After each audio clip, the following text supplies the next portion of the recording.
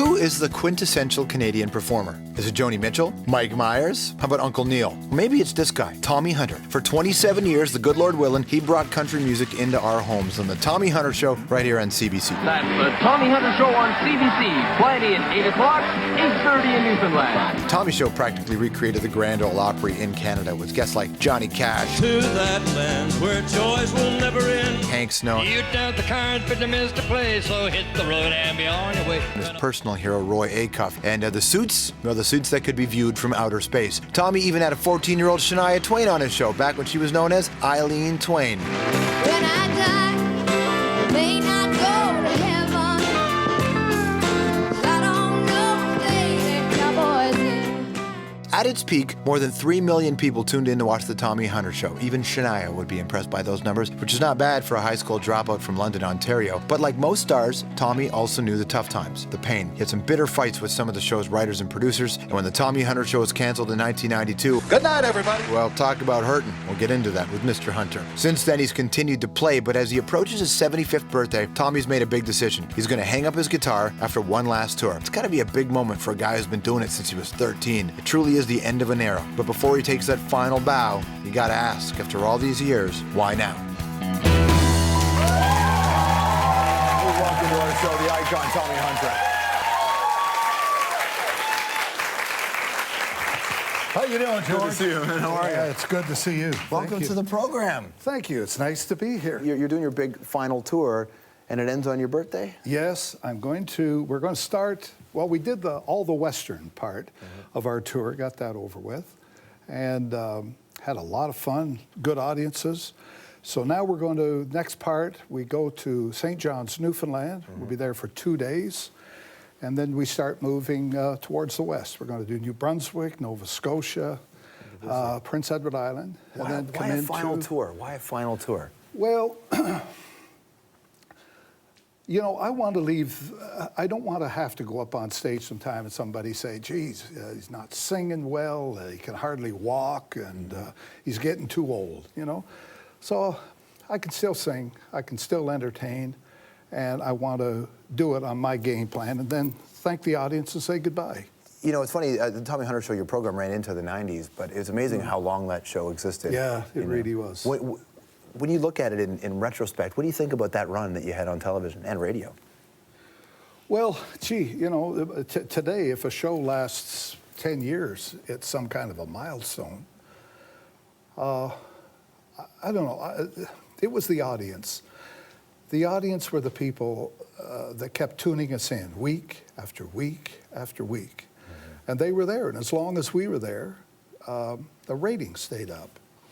And so the audience is really the reason that I lasted as long. You know, there's this idea that you can build a show to be surrounded by the people you grew up loving. It's essentially a great way to just meet your idols, which you were able to do. And I had all my boyhood idols on the show. I mean, I grew up, you know, with Hank Snow and Wilf Carter and Roy Acuff and Ernest Tubb and Eddie Arnold and Roy Rogers and Dale Evans.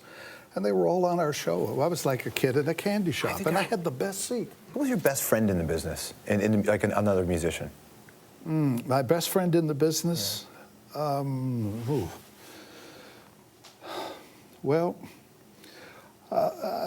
gee, there's so many that a friendship to me is like when Hank Snow would come up to do our show. This to me is a friend.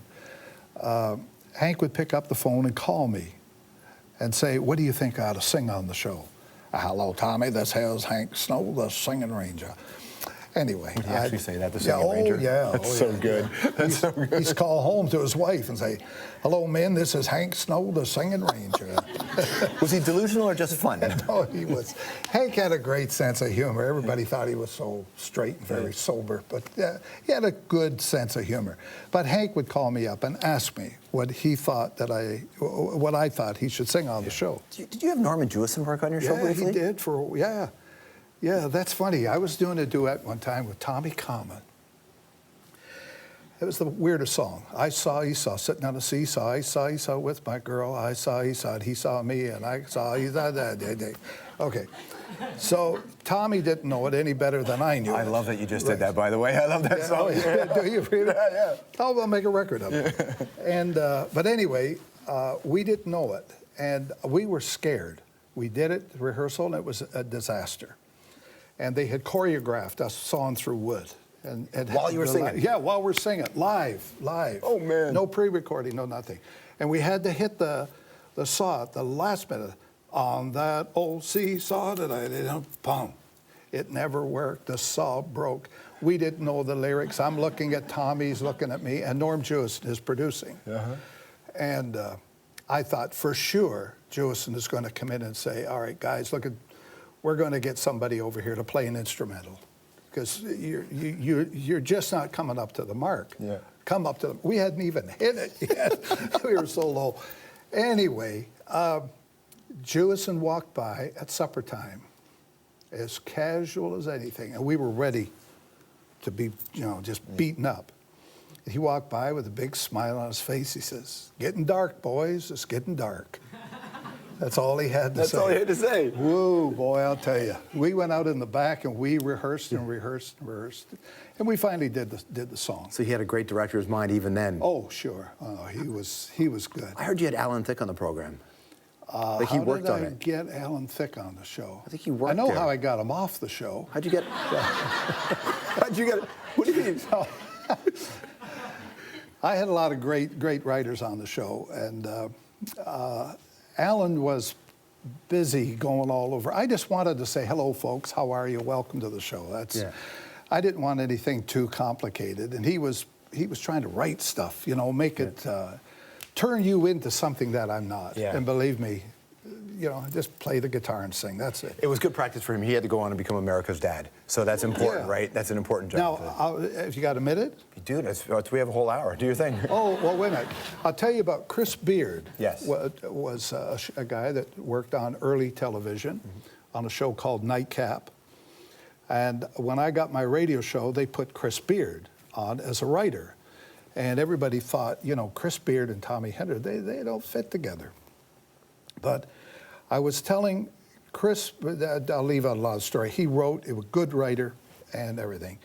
Well, one day, Chris Beard happened to come up from L.A., and he had done the Bob Hope show, Andy Williams show, Sonny and Cher.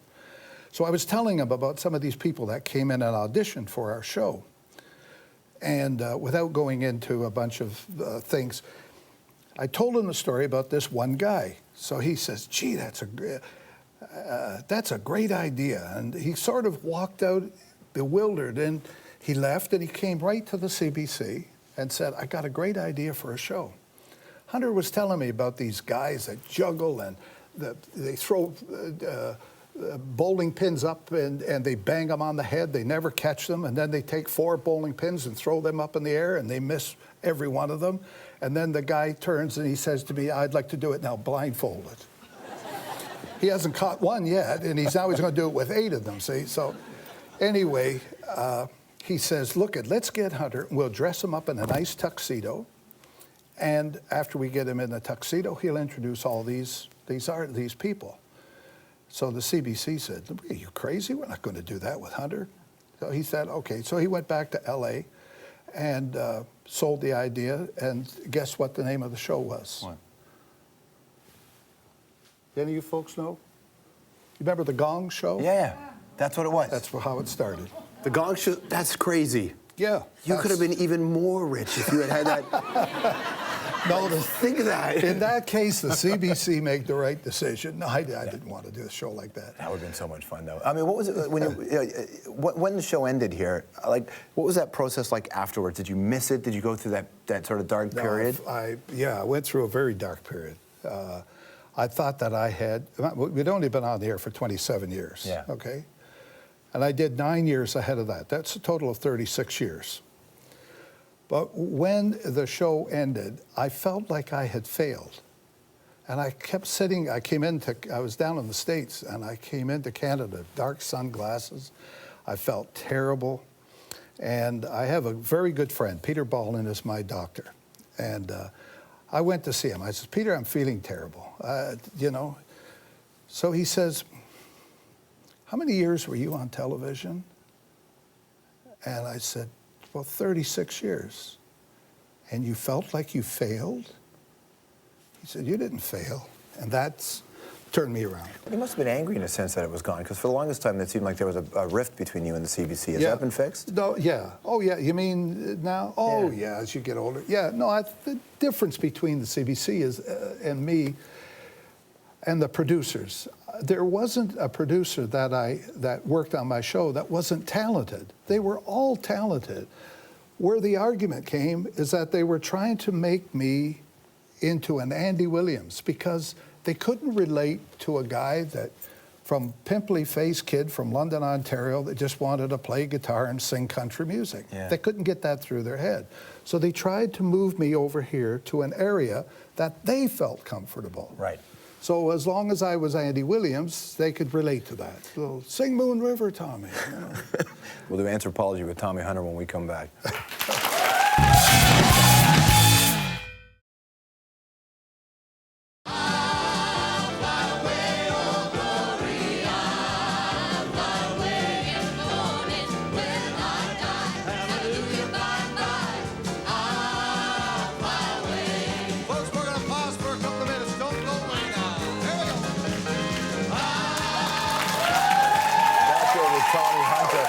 June Carter Cash, Johnny Cash, George Hamilton IV is another one there, and you in that.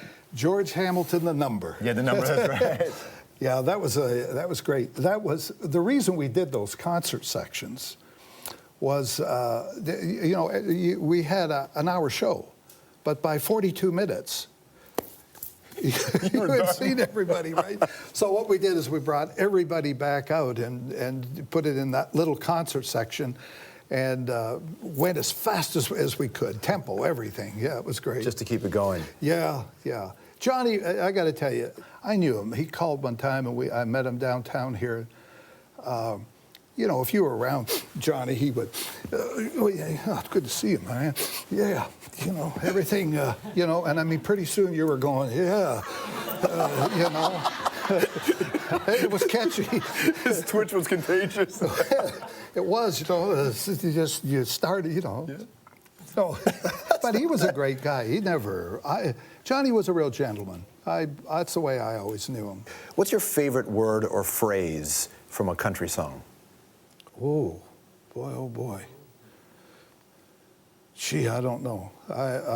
My follow-up is, what's your policy on the word hurtin'? With no G on the end, just hurtin'. Well, I'll tell you, one of my favorite songs, and I thought it came at the most appropriate time, was when George Jones did He Stopped Loving Her Today. A breaker right there, Yeah. right? Because he died. Yeah, she died. Yeah, when he died at the end, that's when he stopped loving her. That's right. Yeah. He stopped loving her today. Isn't that a great line? Boy. And George didn't like the song. How about that? Why? Because he thought it was too depressing? No, he just didn't like it.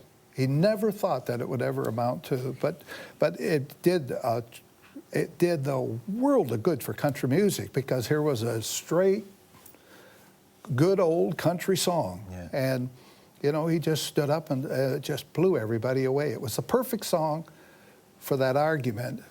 Are we getting a little too far out of the groove? Are we getting a little bit too rock? Yeah. And somebody says, listen to that song. So you're getting ready, and this is the next stage of your career that's going on, and you feel good about this. Do you think about your legacy and the impact you've had? And I ask this because, did you know that a lot of new Canadians, when they first came to this country, they would watch the Tommy Hunter show, because it was their way to try to understand what Canadians were into. Yeah, that's wonderful. Had you ever heard that? I've heard different than that. There was people that had arrived in this country didn't know how to speak English, and for why they would ever turn in my show. But there were simple little folk songs, you know, like they could relate to it. On top of Old Smoky, I'll cover, you know, I'm riding down the canyon. The simple songs, you are my sunshine. Yeah. And they could learn to speak English. You'd almost think I'm, you know, cannot tie my hands down and I can't do anything. But that's how many of them learned to speak English. That's pretty fantastic. Thanks for coming on the show. It's been a pleasure. I've thoroughly enjoyed it. I'm glad you're here. I had a lot of people ask. I told them I was going to do your show, and they said, you'll like it. You'll really enjoy yourself. I'm glad. Yeah, and I have. I've had a delightful time. Thank you, George. Anytime. Now, hold on. Do the goodbye. Can you say the good Lord will impart? Like we used to close our show? Yeah, like you close Where's the tummy. camera? Right there. Look at that camera right there. Right here? Yeah. Okay. Thank you, folks, for watching. We sure hope you've enjoyed yourself. It be the good Lord willing. We'll be talking to you real soon. Good night, everybody. We'll be right back.